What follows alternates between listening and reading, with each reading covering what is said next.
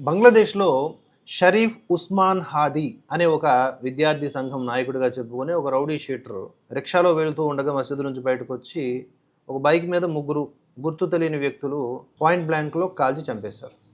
అక్కడి నుంచి మొదలైంది రచ్చ. అక్కడ ఎవరైతే నిందితులు ఉన్నారో, అనుమానితులు ఉన్నారో వాళ్ళు భారత్‌కొచ్చేసారని, భారత్ వారిని కాపాడుతోందని మన మీద ఎలిగేషన్స్ వేయడం ప్రారంభించారు. మాకు సంబంధం లేదు, మాకంత అవసరమూ లేదు. అదేది పాకిస్తాన్ లక్షణాలని తీసుకొచ్చి భారత్‌కి ఆపాదిస్తున్నారని మన అధికారులు క్లియర్‌గా చెప్పినప్పటికీ, ఆల్రెడీ అమ్ముడుపోయినటువంటి ఒక వ్యక్తి కదా పరిపాలిస్తూ ఉన్నాడు బంగ్లాదేశ్‌ని. కాబట్టి రాజకీయంగా దీన్ని మలుద్దామని చెప్పేసి పిచ్చి పిచ్చి కామెంట్స్ చేశాడు.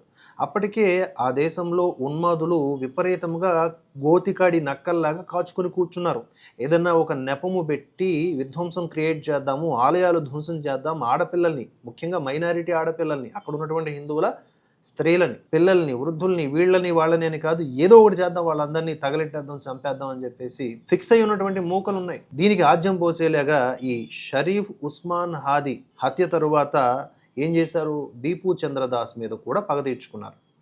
ఆయన ఒక కార్మికుడు, అతడు ఎలాంటి తప్పు చేయలేదు, ఎలాంటి ఆధారాలు లేవు, దైవదూషణ చేశాడు అనేది నెపం మాత్రమే. పక్కనున్న ఇంకొక వ్యక్తి చెప్పాడంతే, అవును ఇతడు దైవదూషణ చేశాడు అని చెప్పేసి. అంతే, అతడి మాటలే ప్రమాణం అయిపోయాయి. ఆ పోలీస్ స్టేషన్లో పోలీసులు ఉన్నా కూడా అక్కడి నుంచి లాగి, ఆ ఫ్యాక్టరీ నుంచి లాగి మనిషిని చిత్రవధ చేసి చంపి చెట్టు కట్టి వేలాడదీసి ఉరితీసి సజీవంగా తగలబెట్టేశారు. దీపు చంద్రదాసు ఎంత వేదన పడి ఉంటాడు. కేవలం హిందువు అయినందుకు అతను చచ్చిపోయాడు, చంపబడ్డాడు, హత్య చేయబడ్డాడు. ఇక్కడ ఈ షరీఫ్ ఉస్మాన్ హాదీ లాంటి వాళ్ళు గ్యాంగ్ వార్లలో పోతూ ఉంటారు. వాళ్ళ పుట్టుక, వాళ్ళ సావు వాటిల్లోనే మునిగిపోయి ఉంటుంది. ఇది అందరికీ తెలిసిన విషయమే. కానీ ఇలాంటి వాళ్ళ చావులను ఆధారంగా చేసుకుని కూడా విధ్వంసాలను క్రియేట్ చేయడానికి మతోన్మాదులు, రాజకీయ ఉన్మాదులు రెడీగా ఉంటారు. ఇప్పుడు చెప్పండి, దీపు చంద్రదాస్ని అనవసరంగా చంపేశారా లేదా? ఇప్పుడు ఈ షరీఫ్ ఉస్మాన్ హాదీ ఎవడైతే చచ్చిపోయాడో, ఇతడిని చంపినటువంటి వ్యక్తులు ఎవరైతే ఉన్నారో అనుమానితులు దుబాయ్లో ఉన్నారు. దుబాయ్లో ఉంటే మరి భారత్లో ఉన్నారని ఎలిగేషన్స్ ఎలా వేశారు? వాళ్ళంట భయపడి పారిపోయారంట.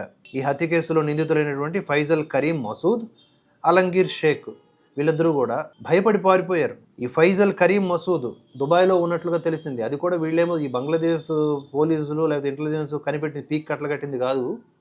అక్కడ నుంచి వాడే ఒక వీడియోను విడుదల చేశాడు. తను కావాలని ఈ కేసులో ఇరికించారని, దీని నుంచి తాను రక్షించేందుకు దుబాయ్ వెళ్ళిపోయినట్లుగా తెలిపాడు.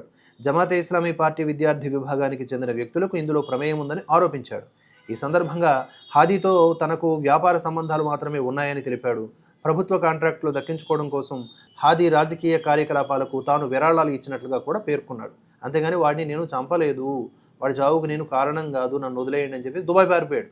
ఎందుకంటే అనుమానం వస్తేనే చంపేస్తారు కదా వాళ్ళు. డిసెంబర్ 12 తర్వాత హాదీ పైన దాడి జరిగింది. దాడి జరిగిన తర్వాత అనుమానితులు దేశం విడిచి పారిపోయారని చెప్పి బంగ్లాదేశ్ పోలీసులు పేర్కొన్నారు.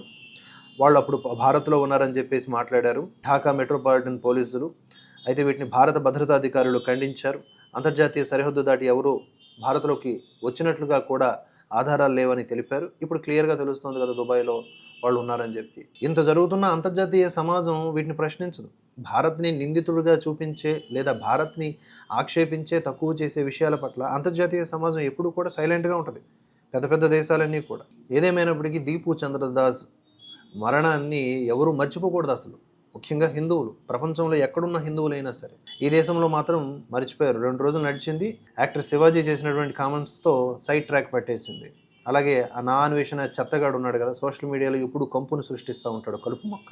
వాడి వలన పనికొచ్చే జనాల్ని ఎడ్యుకేట్ చేసే విషయాలు ఏవి కూడా ఎలివేట్ అవ్వవు.